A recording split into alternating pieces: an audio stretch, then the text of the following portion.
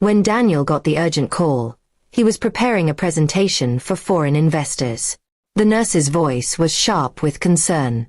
"Mr. Daniel, your wife delivered a baby. She's in the ICU, please come quickly."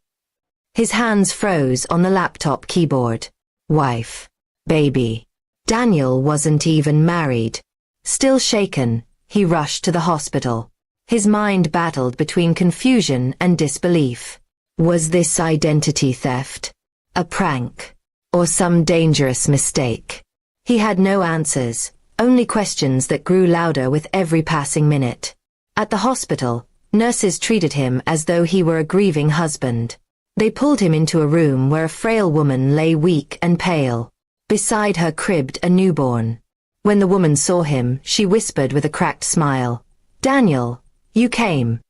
Daniel's stomach turned. He had never seen her in his life. The hospital forms listed his name, company, and phone number as emergency contact. Even his signature was there, though he had never signed anything. It was a deliberate setup. The woman, Clara, reached for his hand. "Don't leave me again. Don't leave us." Her words struck him like knives. Who had poisoned her mind with such lies? Why was she convinced he was her husband? Over the next days, Daniel dug for answers. What he found was betrayal so cold it chilled him. Clara hadn't appeared out of nowhere. She was someone his late wife had once called a friend. And the mastermind was none other than his own business partner Victor, the man Daniel had trusted for 10 years. Victor had manipulated Clara, feeding her false papers, photos, and even forged documents showing her marriage to Daniel. He told her Daniel had abandoned her after discovering she was pregnant. Victor's goal was clear: ruin Daniel's name and reputation, making him appear as a heartless liar. The betrayal cut deeper than any wound. Victor had stood beside him through board meetings, shared dinners, and late nights building the company. Yet behind his back, he was weaving this cruel plot. Daniel confronted Victor privately. "Why?"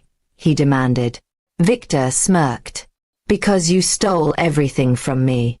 The company should have been mine. Now the world will see you for what you are, a fraud who abandons women and children." Instead of exploding in rage, Daniel planned carefully. He gathered evidence, recordings of Victor's conversations with Clara, forged documents traced back to his office, and financial transactions showing he had paid Clara's bills under Daniel's name. When the truth surfaced, Victor's betrayal became public. Investors turned on him, police charged him with fraud, and his reputation burned to ashes. Clara, devastated, realized she had been a pawn. She wept, apologizing for believing the lies. Though Daniel forgave Clara, he could not forget how close he had come to destruction. He had trusted a man who betrayed him, used a woman to destroy him, and nearly shattered his empire. On the day Victor was led away in handcuffs, Daniel stood tall but hollow. Betrayal had stolen more than money or trust. It had stolen peace. He left the hospital, not as a husband or father, but as a man who had learned the bitter truth. Sometimes the deepest wounds are carved not by strangers, but by the hands you once held in trust.